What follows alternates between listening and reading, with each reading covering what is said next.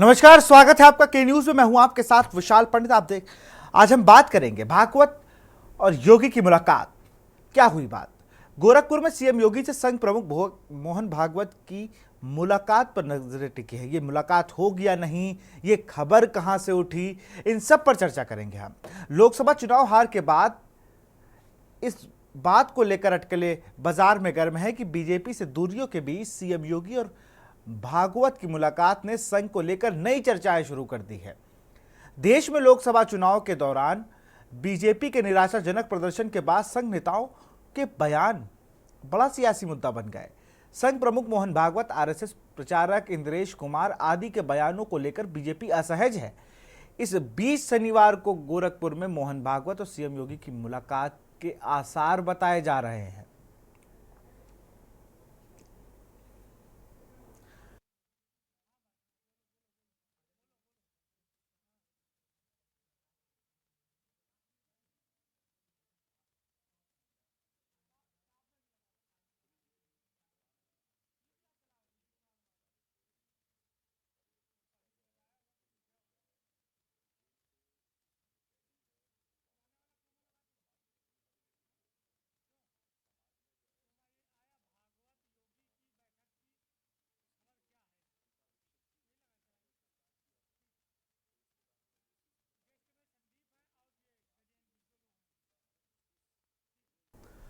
इस दौरान कई मुद्दों पर बातचीत हो सकती है अगर ये बैठक होती है तो इस पर सबकी निगाहें हैं। दरअसल चुनावी नतीजों के बाद से ही बीजेपी और संघ के रिश्तों में एक दरार देखने को मिली है। इस दरार में भी मोहन भागवत की तल्ख टिप्पणियों ने भी कई दूसरी अटकलों को हवा देने का काम किया है। पिछले दिनों संघ प्रमुख मोहन भागवत केंद्र की नरेंद्र मोदी सरकार पर बड़ी बात कही थी। उन्होंने कहा, सत्ता का अहंकार किसी को नहीं आने की बात कही। इसके अलावा उन्होंने राम मंदिर मुद्दे पर भी बड़ा बयान दिया। मोदी सरकार को सख्त संदेशों में भागवत और योगी की मुलाकात को अहम माना जा रहा है। अगर ये मुलाकात होती है, इस मीटिंग के जरिए सीएम योगी उत्तर प्रदेश में संघ और पार्टी के बीच बेहतर तालमेल बनाने की कोशिश कर सकते हैं। ऐसा माना जा रहा है कि इस मुलाकात के दौरान यूपी में बीजेपी के प्रदर्शन और राज्य में संघ की गतिविधियों को बढ़ाने को लेकर चर्चा हो सकती है। संघ के यूपी एजेंडे को लेकर भी चर्चा हो सकती है। बड़ा सवाल यह है कि सिर्फ मोहन भागवत ही नहीं, आप एक एक सीट का अगर सिनेरियो 80 सीटों पर देखें तो संघ के लोग प्रचार करने नहीं गए, बहुत कम गए, या फिर उन्होंने कुछ और व्यस्तता बता के उससे चुनाव से दूरियां बना ली। अयोध्या आरएसएस बीजेपी के लिए गढ़ कहा जाता है। वहां पर हार हो जाना, बाकायदा संगठनों के वहां कैंप लगे हैं, विहिप, बजरंग दल, आरएसएस, जो लगातार निरंतर सेवा कर रहे हैं। लेकिन चीजें बदली। किसकी कमी रही, कहां पे कौन सी चूक हुई, और कौन वो लोग थे जिन्होंने इस हवा को उड़ा दिया कि भाई सीएम योगी आदित्यनाथ अपने गृह जनपद गोरखपुर पहुंचे हैं और मोहन भागवत वहां मौजूद हैं और बातचीत होगी और कुछ बड़ी चीज हो सकती है। तमाम चीजें हैं। बड़ा सवाल यह है कि अभी तक मुलाकात की कोई ऑथेंटिक बात तो नहीं आई है। फिलहाल गोरक्षपीठ में मौजूद है, ऐसी खबरें हैं हमारे पास। कई बार लोगों ने खबर की चर्चा भी करी, लेकिन जो खबरें हैं फिलहाल वो यही हैं। हमारे साथ इसी पर चर्चा करेंगे। हमारे साथ रामशंकर यादव है, ब्यूरो चीफ गोरखपुर, संदीप मिश्रा संवाददाता लखनऊ, संजय श्रीवास्तव राजनीतिक विश्लेषक है, गजेंद्र त्रिपाठी वरिष्ठ पत्रकार है। सबसे पहले हम रामशंकर का ही रुख कर ले। रामशंकर, आप फिलहाल कहाँ मौजूद हैं और क्या गोरखनाथ पीठ पर ही अभी सीएम योगी आदित्यनाथ मौजूद हैं? क्या अपडेट है वहाँ से? कहाँ उनका प्रोटोकॉल लगा हुआ है, कहाँ पर वो जाएंगे? जी बिल्कुल। देखिए विशाल, मैं सबसे पहले बता दूं कि महाराज जी आज आने के बाद ऐसी चर्चा थी कि आज वो मोहन भागवत यानी आरएसएस के जो चीफ हैं उनसे वो मुलाकात करेंगे और आपस में बातचीत होगी। लेकिन चूंकि मोहन भागवत का शहर से बाहर कहे मानीराम में सरस्वती विद्या मंदिर है जहां पे मीटिंग की बात कही जा रही थी, जहां ये तकरीबन शाम से ही चर्चा में थी, 4 बजे के बाद से, कि कभी भी मुलाकात हो सकती है और मीटिंग हो सकती है।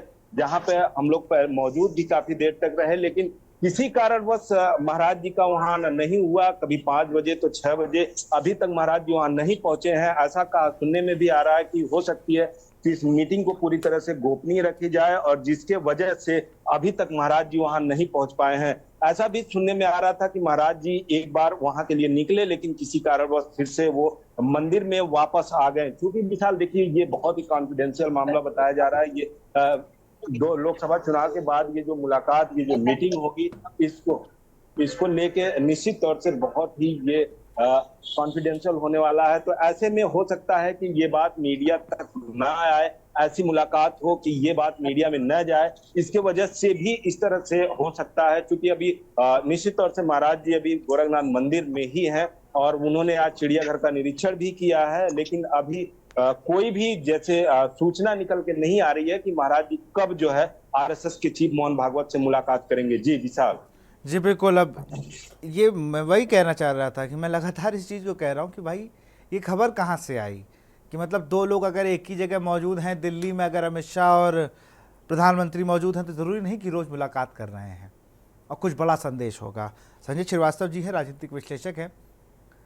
संजय जी, जब से 80 सीटों का रिजल्ट आया, मैं 240 की बात ही नहीं कर रहा, उनमें से सिर्फ मैंने 80 सीटें ली, और इन 80 सीटों पर जो रिजल्ट आया उसके बाद से रोज मैं कहीं ना कहीं ट्विटर पे देख रहा हूं या सोशल मीडिया प्लेटफॉर्म पे एक चीज़ देखने को मिलता हूं, फला आज कर सकते हैं बैठक, बीजेपी संगठन से इनका नाम, ये नाराज, धर्मपाल सैनी और भूपेन्द्र चौधरी का नहीं चला जादू और इनको लेकर संघ ले सकता है कोई बड़ा फैसला। ये तमाम मैं जब से रिजल्ट आए 4 जून के बाद से मैं यही देखता नजर आ रहा है, और उस पर विपक्ष बड़ा उन पर टॉन्ट कस रहा है कि भाई देखिए अब इन दोनों में आपसों में नहीं पट रही है। अब आज ये आ गया, कल से ये चल रहा है कि योगी जी मुलाकात करेंगे। अब अगर हो भी रही होगी मुलाकात तो गोपनीय, जैसा भी रामशंकर बता रहे थे, अगर ये गोपनीय है तो फिर अब क्या गोपनीय रह गया, दुनिया भर को पता चल गया। बिल्कुल विशाल, आपने सही कहा कि अगर ये गोपनीय तौर पे रखना था तो मोहन भागवत की यात्रा को भी गोपनीय रख सकते थे। वो प्राइवेट किसी पर्सनल गाड़ी से चुपचाप वहां जाते और किसी को हवा ही नहीं लगती, ना संगठन को और ना ही मीडिया को और ना ही बीजेपी के लोगों को, कि इस तरह की कोई यात्रा मोहन भागवत की आज गोरखपुर में है और योगी आदित्यनाथ भी वहां मौजूद होंगे और दोनों की कोई मुलाकात होगी। देखिए, एक बात तो समझनी होगी कि उत्तर प्रदेश से जो नतीजे आए हैं उसको लेके कहीं ना कहीं जो केंद्र की नई सरकार है और खास तौर से प्रधानमंत्री नरेंद्र मोदी और गृह मंत्री अमित शाह लगातार मुख्यमंत्री योगी आदित्यनाथ के निशाने पर इसलिए आ गए हैं क्योंकि सारा ठीकरा 37 सीटें जो समाजवादी पार्टी ने और 6 कांग्रेस ने जीत ली यहां से, तो उसका ठीकरा फोड़ने में एक दूसरे पर दोषारोपण की बात चल रही है। जैसा कि लोग बताते हैं कि मुख्यमंत्री योगीनाथ वहां गए और आदित्यनाथ ने वहां जो रखा कि भाई हमने 30-35 सीटों पर प्रत्याशी बदलने की बात की थी, दूसरे प्रत्याशियों को चुनाव मैदान में टिकट देने की बात कही थी, कुछ और चीजें हुई थी जो ऊपर से नहीं मानी गई, और ऊपर से उन प्रत्याशियों के टिकट भी नहीं काटे गए जिनके स्ट्रांगली बड़ा अपोज हुआ था। तो ये सब चीजें थी, तो उसमें मेरी कोई गलती नहीं है।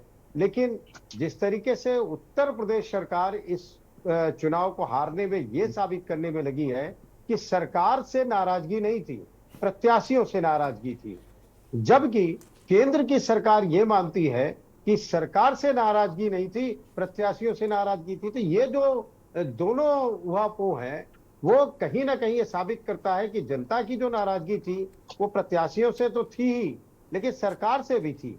तमाम ऐसे मुद्दे थे जो अब निकल निकल के मीडिया के माध्यम से आ रहे हैं रोजाना, चाहे अयोध्या की सीट का हो, सुल्तानपुर के सीट का हो, अम्बेडकर नगर की सीट का हो, कम से कम अयोध्या मंडल और इससे जुड़े मोहनलालगंज सीट को अगर मिला लें तो रायबरेली, अमेठी, मोहनलालगंज, कौशाम्बी, प्रतापगढ़, जौनपुर, सुल्तानपुर, ये सारी सीटें जिस तरीके से ये हारे हैं, तो कहीं ना कहीं ये तो साफ है कि सिर्फ प्रत्याशियों से नाराजगी ही काफी नहीं थी, सरकार से भी लोगों की नाराजगी थी, और जो शासन प्रशासन के क्रियाकलाप थे कहीं ना कहीं जनता उससे भी नाराज थी, असंतुष्ट थी।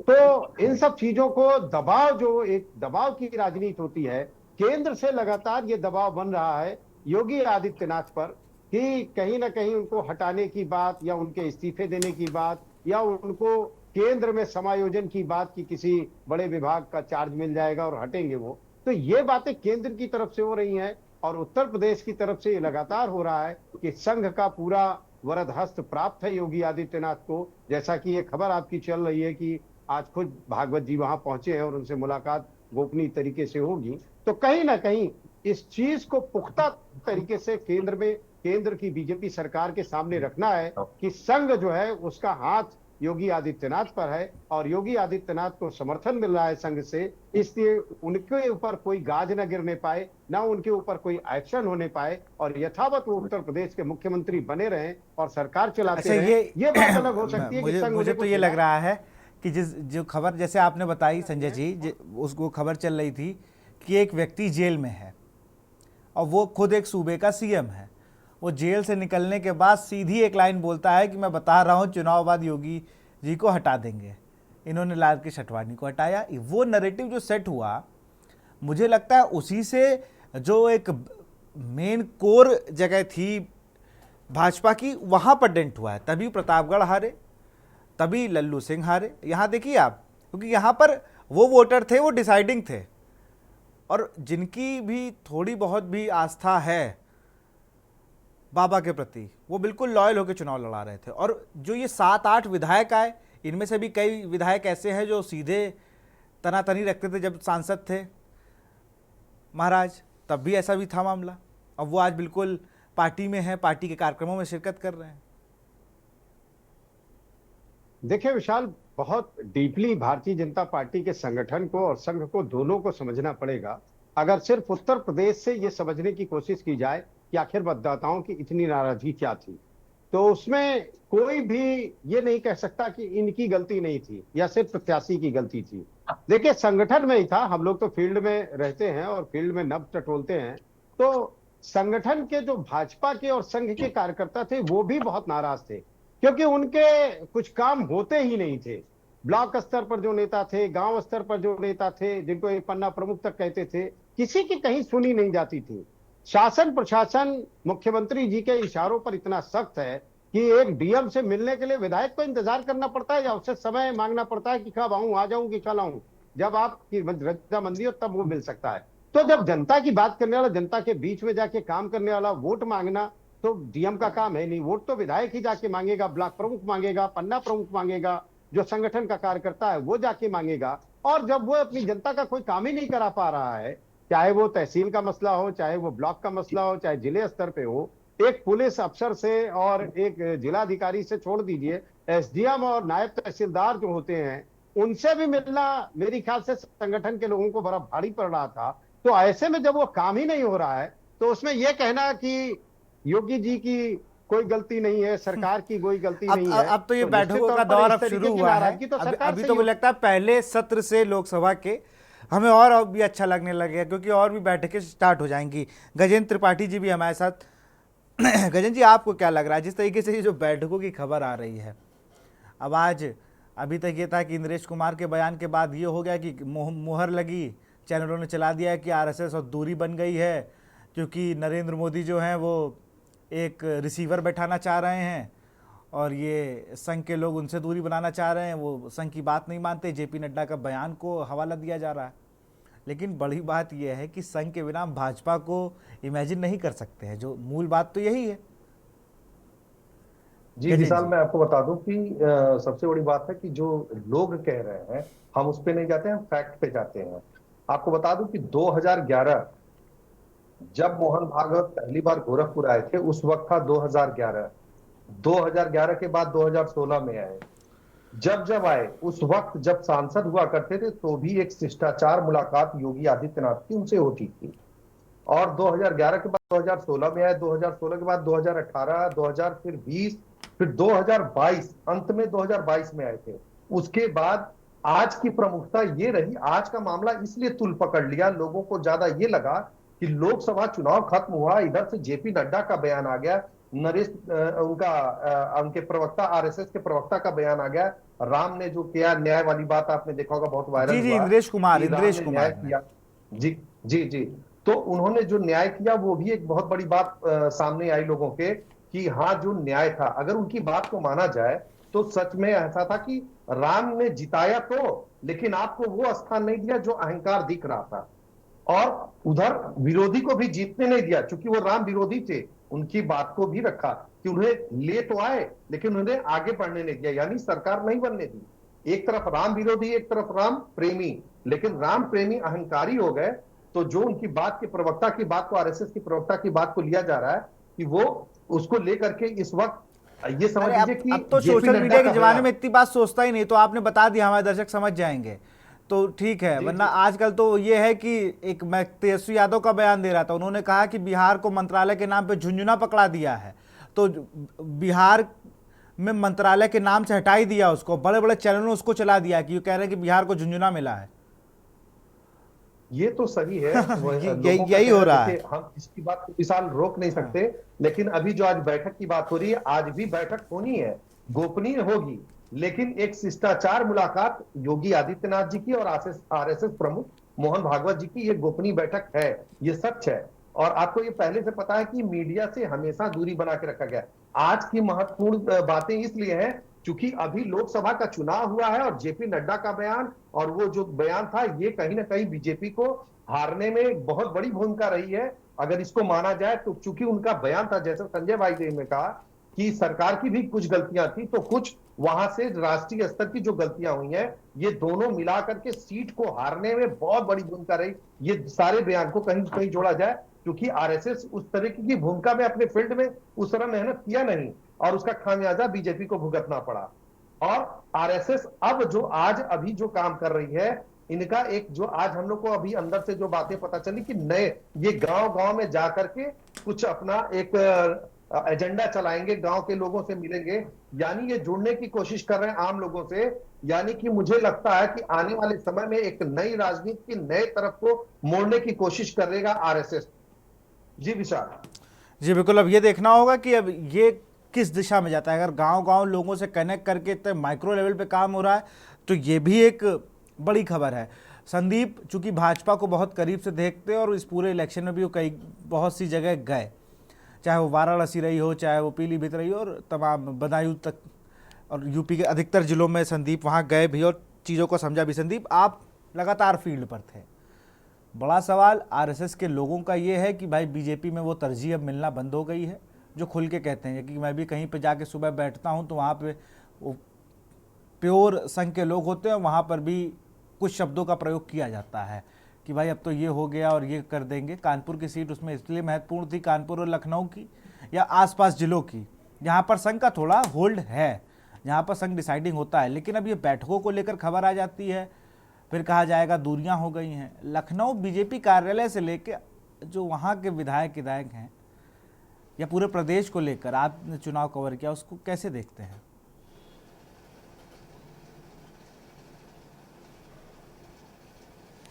देखिए विशाल, जिस तरीके से इस बार के लोकसभा के चुनाव संपन्न हुए हैं, उस चुनाव की अगर हम बात करते हैं और फिर उसके बाद अगर हम चर्चा करते हैं कि इस बार जो संघ जो है उसके अंदर नाराजगी है या संघ जो है इस बार जो है भारतीय जनता पार्टी से कहीं ना कहीं खफा नजर आ रहा है, तो इन सब बातों की नए जो है वो बातें कही जा रही हैं। क्योंकि जिस तरीके से हम अगर बात कर रहे हैं कि इस बार कि जो चुनाव हुए हैं, इस बार चुनाव में ये सच है कि इस बार आरएसएस बहुत कुछ बदलाव चाहती थी, क्योंकि जो आज जो रिपोर्ट कार्ड जो सौंपी जा रही है, उस रिपोर्ट कार्ड में बहुत कुछ साफ दूसरी तरीके से नज़र आ रहा है। क्योंकि जहां आरएसएस एक नए पैमाने के साथ में इस उत्तर प्रदेश में लोकसभा चुनाव जो है देखना चाह रही थी, और इसके साथ ही साथ में हम अगर चर्चा करते हैं जिस तरीके से आरएसएस के लगातार बयान आ रहे हैं, खासतौर पर नागपुर में जिस तरीके से बयान दिया गया, उसको लेकर के अगर चर्चा अगर हम करते हैं और फिर आज की हम मुलाकात की अगर बात करते हैं, तो आज अगर सीएम योगी आदित्यनाथ से मुलाकात होगी तो बहुत सी बातों को चर्चाएं जो हैं वो सुनने को मिल सकती हैं। लेकिन ये गोपनीयता वाली एक मुलाकात अगर होगी तो वो गोपनीय तरीके से होगी, क्योंकि इससे पहले 2022 में भी और इससे पहले भी जब सांसद रहे हैं गोरखनाथ मंदिर से, तो भी वहाँ पर अगर बात करते हैं तो वहाँ पर भी उनसे अकेले मुलाकात हुआ करती थी। तो ये कोई बहुत बड़ी बात नहीं होगी, क्योंकि आरएसएस प्रमुख और योगी आदित्यनाथ की जो मुलाकात होगी। लेकिन लोग बढ़ चढ़कर इसमें इस बात को इसलिए कह रहे हैं क्योंकि लोकसभा चुनाव में भारतीय जनता पार्टी का जो प्रदर्शन रहा है वो बेहतर नहीं रहा है। उसकी वजह से लगातार जो है वो दिल्ली तक इसकी चर्चाएं जो है वो लगातार चल रही, खासतौर पे उत्तर प्रदेश के। उत्तर प्रदेश में आप समझिए कि 2014 में जब सरकार बनी थी भारतीय जनता पार्टी की और केंद्र में मोदी पहुंचे हुए थे, तो उस समय 73 सीटें उत्तर प्रदेश से थी। इसके साथ ही साथ अगर हम बात करते हैं फिर 2019 की, तो 63 सीटें गई उत्तर प्रदेश से। हालांकि इस बार की अगर हम बात करते हैं तो वो ग्राफ जो घटा है, ग्राफ पूरी तरीके से 33 सीटें भारतीय जनता पार्टी को मिली है। ये असर जो है वो पूरी तरीके से दिखाई दे रहा है, क्योंकि आरएसएस अब चाहती है कि जिस तरीके से उनके जो अपने कार्यकर्ता हैं, अगर कोई बात कहते हैं तो उस बात को सुनी जाए, उस बात को अमल किया जाए उस बात पे। लेकिन नीचे स्तर पर जो काम होता है वो शायद नहीं हो पा रहा है। आरएसएस की ये अपनी एक अंदर से इंटरनल जो है वो नाराजगी है। हम अगर आरएसएस की यहाँ के हम लोगों की बात करते हैं, अध्यक्षों की बात करते हैं, यहाँ जो उत्तर प्रदेश से खासतौर पे जो छोटे चीज़ों से लेकर के आगे बढ़ना चाहते हैं, तो उनकी अगर जिला स्तर पे अगर हम बात करते हैं तो उनके अंदर भी मन में जो है कहीं ना कहीं इस बात का विचार विमर्श जो है चलता रहता है कि आखिर क्यों नहीं सरकार से सुनी जा रही है। तो ये बातें जो है वो सामने निकल के आती है विशाल। तो ये भी एक बड़ा फैक्टर हो सकता है। लेकिन आज की जो अगर मुलाकात होती है तो वो भी गुप्त तरीके से होगी, वो एक कमरे के अंदर बैठ करके मुलाकात होगी, चर्चाएं होंगी, वो इन सारी बिंदुओं को लेकर के होंगी कि आखिर कैसे इस बार के आगे वाले समय में जो चुनाव होने हैं उन पर कैसे रणनीति बनाई जाए और कैसे अमल किया जाए, कैसे रिपोर्ट कार्ड जो है भारतीय जनता पार्टी वो इन सारी चीज़ों को देगी कि कैसे तरीके से कितनी सीटें इस बार उत्तर प्रदेश में जो हारने की कगार पर रह गई हैं। तो बहुत सी चीज़ें रहेंगी जिन पर जो है चर्चाएं अगर मुलाकात होती है तो इन बिंदुओं को लेकर के चर्चाएं की जा सकती हैं विशाल। बिल्कुल, हम फिर से चलेंगे संजय श्रीवास्तव जी के पास। संजय जी, एक मैं सवाल अभी मैं देख रहा था सोशल मीडिया साइट्स पे, तो एक सवाल ये निकल के आया कि भाई टारगेट आप सीएम को कर रहे हो, अगर ऐसी एक जो खबरें हैं अभी जो फिलहाल चल रहा है इस पूरे उसमें सिनेरियो में, आप टारगेट कर रहे हो योगी आदित्यनाथ को। लेकिन बड़ा सवाल ये है कि भाई भूपेंद्र चौधरी को आप पश्चिम साधने के लिए लाए, इनका क्या रोल था? धर्मपाल सिंह सैनी पश्चिम साधने के लिए आए, इनका क्या रोल था? और जिसने पश्चिम असली में साधा उसको आपने झारखंड का प्रभारी बना दिया, अब वो झारखंड में ज्वाइनिंग करा रहा है। 2014 का जो चुनाव हुआ या लक्ष्मीकांत वाजपेयी जब भी अध्यक्ष रहे, मुझे सन में थोड़ा कन्फ्यूज़न है, तब उन्होंने अपना बेस्ट निकाल के दिया और लक्ष्मीकांत वाजपेयी को आपने हटा के दिया, आपने उनको राज्यसभा भेजा और झारखंड का प्रभारी बना दिया। भूपेंद्र चौधरी उस तरीके का गोल नहीं कर पाए और जो आपको उम्मीद थी बसपा से उसने बैकफायर कर दिया। तो आपकी तो पूरी नीति में ही कहीं ना कहीं जिस बार आप 24 में चुनाव लड़ने आए थे वो नीति ही कमजोर हो गई और नीचे के लोग तो आपका साथ दे ही नहीं रहे थे, जो आपका कोर संगठन है, क्योंकि उनको मन में यह था कि भाई हम सब कुछ तो कर रहे हैं लेकिन हमारी सुनवाई कहाँ है। विशाल, मैं आपकी बात से इत्तेफाक थोड़ा बहुत रखता हूँ, लेकिन एक एक पॉइंट मैं बताता हूँ कि चुनाव हारे क्यों और ये जो मीटिंग हो रही है इसके निहितार्थ क्या मायने हैं। देखिए, बहुत सीधी सी बात है, यहाँ प्रभारी बैजयंत पांडा को लाए, मेरे ख्याल से बीजेपी के छोटे भैये या जमीनी स्तर या गांव स्तर जो नेता थे उनको छोड़ दीजिए। राज्य में लखनऊ में बैठे तमाम बड़े जो संगठन के पदाधिकारी नेता थे, मुझे नहीं लगता कि बैजयंत पांडा प्रभारी जो इस चुनाव में रहे उनसे किसी ने मुलाकात कर पाई हो, उन तक अपनी बात पहुंचाई हो, उनसे मिलकर कुछ अपनी चीजें कह पाई हो कि क्या होना चाहिए क्या नहीं होना चाहिए, मुझे नहीं लगता है। भूपेंद्र चौधरी भी इतने सहज नहीं रहे जितने लक्ष्मीकांत वाजपेयी की आपने बात की, 14 में ही थे और 14 के चुनाव के नतीजे जो अभी संदीप ने बताए वो कितने बढ़िया थे। लेकिन भूपेंद्र चौधरी से भी मिलना पार्टी के लोगों पर ही भारी था, क्योंकि मैं बिल्कुल पड़ोस में रहता हूं। भूपेंद्र चौधरी के मेरे ख्याल से 200 मीटर पे मेरा घर है और मैं अक्सर सुबह जब वॉक के लिए निकलता हूं देखता हूं एक लंबी कतार गाड़ियों की लगती थी, जाने कहां से राज्य के किन किन क्षेत्रों से लोग आते थे और सुबह 5 बजे से ही आके उनके दरवाजे पे दस्तक देते थे, लेकिन मेरे ख्याल से गेट तक नहीं खुलता था। तो ये जो संगठन के लोगों से ना मिलने का और उनकी बात ना सुनने का ये जो चलन चला है आज के दौर में बड़े नेताओं का, उसका भी खामियाजा इनको भुगतना पड़ा है। दूसरी रही बात कि योगी आदित्यनाथ दोषी है नहीं है, ये एक एजेंडा सेट किया जा रहा है केंद्र और राज्य के बीच में। राज्य ये एजेंडा सेट कर रहा है कि भाई मेरी सरकार की मेरी पर्सनल अपनी कोई गलती नहीं है, हमने तो रिपोर्ट दे दी थी कि आपको इतने प्रत्याशी बदलने हैं, आपको इस एजेंडे पे काम करना है, वो आपने किया नहीं, मेरी चली नहीं, टिकट तो गृह मंत्री साहब सुनील बंसल इन लोगों ने तय किए, इन लोगों ने रिपीट कराए, लोगों के जिनके बिल्कुल कटने चाहिए थे उनको भी टिकट दिए गए। तो अगर वो हार गए तो मेरी क्या गलती है? दिल्ली से जो एजेंडा सेट हो रहा है कि नहीं, आपकी जो नाफरमानी है, जो आप खुद नहीं सुनते हैं और आपके अफसरों ने तो बिल्कुल ही नहीं सुनी। सारे जिलों से रिपोर्ट है कि डीएम इस समय उत्तर प्रदेश में भगवान से कम नहीं है। जिस तरह लोग भगवान के दर्शन के लिए बिल्कुल। अर्जियां लगा रहे हैं, मेहनत नंद करते, किशोर मशक्कत गुर्जर करते तो हैं। डेली प्रेस कॉन्फ्रेंस कर रहे हैं कि मुझे कुछ हो जाएगा तो एसएसपी जिम्मेदार है। वो तो रोज प्रेस कॉन्फ्रेंस करके कह रहे हैं। नंद किशोर गुर्जर, लोनी विधायक, गाजियाबाद। नहीं, वही बात मैं आगे बढ़ा रहा हूं कि जब भाजपा के ही लोग कह रहे हैं और स्वयं आप चुनाव के बाद देखिए ना, जिस तरीके से योगी आदित्यनाथ समीक्षा बैठक कर रहे हैं, अफसरों को अब लताड़ लगा रहे हैं कि ये काम नहीं हुआ, इसको तुरंत करो, पेंशन जारी करो, सीटें नौकरियों की अर्जियां निकालो, फटाफट काम करो। अब आप काम कर रहे हो तो भाई चुनाव के 3-4 महीने से वही कर लिए होते। जब चुनाव आयोग ने तिथियां कुछ काम होते जनता के, तो मुझे लगता है उसके परिणाम कुछ दूसरे होते। जो 2000 से लेके 5000 10,000 तक के लोकसभा सीटें आप हारे हैं, हो सकता है वो जीत में कन्वर्ट हो जाती।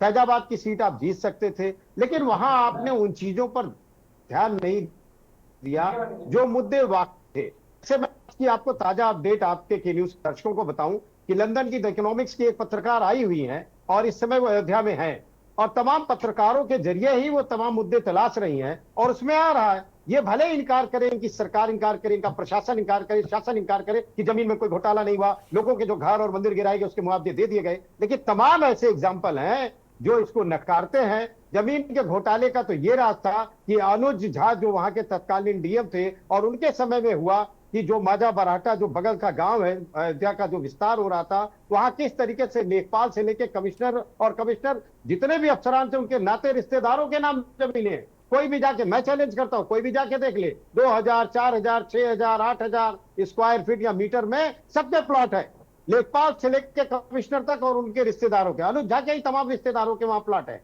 तो आपने कोई जांच की नहीं, लोगों ने जोर शोर से आवाज उठाई, बीजेपी के ही नेताओं ने आवाज उठाई, स्वयं लल्लू सिंह ने आवाज उठाई थी और उस पर कोई कार्रवाई नहीं की गई, सिर्फ अनुज झा को हटा दिया गया और तो कुछ हुआ नहीं। मुझे नहीं लगता कि कोई लेखपाल भी वहां निलंबित हुआ हो।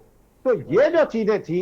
दूसरी, अयोध्या की सीट हारने के कारण ये भी था कि राज्यसभा के चुनाव में अभय सिंह जो सपा के विधायक थे, उन्होंने बिल्कुल वही मैं कह रहा और था। वो गोसाईगंज नहीं, मैं बता रहा हूं, गोसाईगंज से वो विधायक थे। गोसाईगंज क्षेत्र में अवधेश का बहुत ही रुतबा है, बहुत ही उनका रसूख है, और वहां पर जिस तरीके से अभय सिंह के सपा से चले जाने का विरोध था लोगों में, उसमें सवर्ण क्लास ने भी अभय सिंह की नाराजगी जाहिर की और उनके खिलाफ जो दूसरा कैंडिडेट था उसको वोट किया। तो आपको ये सब समझना पड़ेगा कि इस तरीके के लोगों को आप लेके आए, वह वॉशिंग पाउडर में धुल धुल के आप कहेंगे, लेकिन वो गुंडे हैं, माफिया, वो किसी के लिए भी है। आपकी पार्टी में है तो क्या वो गुंडे माफिया नहीं है? उनको आपने वाई प्लस श्रेणी सिक्योरिटी दे दी, तो इससे क्या मैसेज देना चाहते हैं? सारी वो सीटें हारे जहां जहां से इनके विधायक राज्यसभा के चुनाव में टूट कर आए थे। मनोज पांडे हारे, राकेश सिंह हारे, है ना, मौर्य हारे, आशुतोष मौर्य, तमाम नेता जितने भी टूट कर आए थे, सब अपनी विधायक वाली सीट पर भी पार्टी की साख नहीं बचा पाए। चाहे गायत्री प्रसाद की, जो गायत्री प्रजापति की पत्नी थी अमेठी, उसको देखिए, वहां भी काफी वोटों से हारे उस विधानसभा में।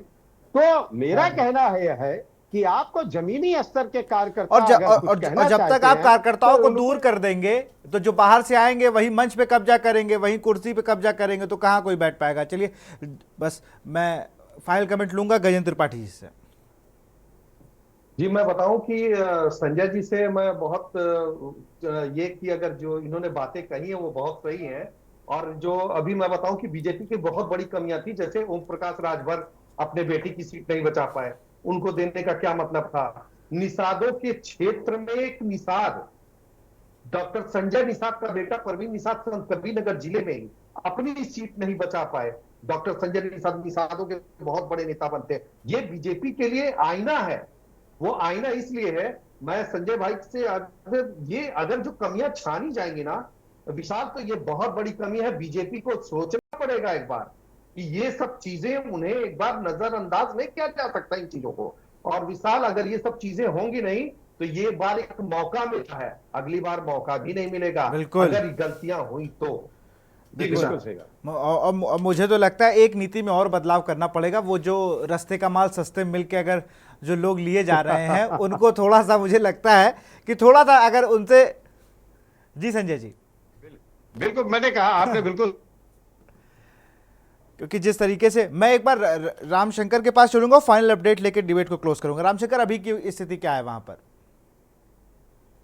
जी बिल्कुल, देखिए अभी जिस तरह से सारी तरह से जो शाम से ही अपडेट्स आ रहे थे कि मुख्यमंत्री यानी कि योगी आदित्यनाथ खुद वहां पे जाएंगे जहां पे आरएसएस चीफ मोहन भागवत रुके हुए हैं, उनसे शिष्टाचार मुलाकात करेंगे, बात करेंगे। लेकिन अभी तक का ऐसा जो अपडेट है, अभी तक वहां पे मुख्यमंत्री नहीं गए और मंदिर में ही मौजूद है। तो निश्चित तौर से इस बात से नकारा नहीं जा सकता कि देर रात हो सकता है मीडिया से दूरी बना के मुलाकात हो या फिर कल मुलाकात, क्योंकि जैसा कि सभी लोग जानते हैं कि मोहन भागवत आज से 2 दिन पहले ही गोरखपुर में आ गए। बकायदे वो उन्होंने गोरखनाथ मंदिर में दर्शन किया और यहाँ पे समय बिताए और मुख्यमंत्री आज आए हैं। तो हो सकता है कुछ ऐसी बातें हों जो लोगों के सामने मुझे लगता है ये थोड़ा नहीं जाहिर होने दिया जाना मीडिया चाह रहा है कवरेज कि, कम होगा, जो तब है कहीं जाकर वो कुछ मिलने वाले हैं। बैठक की अभी भी उम्मीद है कि एक बंद कमरे में बैठक हो। बहुत बहुत शुक्रिया संदीप, आपका भी बहुत बहुत शुक्रिया। गजेंद्र त्रिपाठी जी, आपका बहुत बहुत शुक्रिया। संजय श्रीवास्तव जी, आपका बहुत बहुत शुक्रिया। और रामशंकर, आप भी इस खबर पर नजर बनाए रहे हो, बहुत बहुत शुक्रिया। तो हम लोग बात कर रहे थे भागवत और योगी की बैठक की। खबर क्या है? तो खबर यह है कि अभी भी बैठक हुई नहीं है। तमाम चैनलों ने यह चला दिया कि बैठक शुरू हो गई है। फिलहाल ऐसा कोई अपडेट नहीं है। इस कार्यक्रम में इतना ही। देखते रहिए न्यूज़ इंडिया। नमस्कार।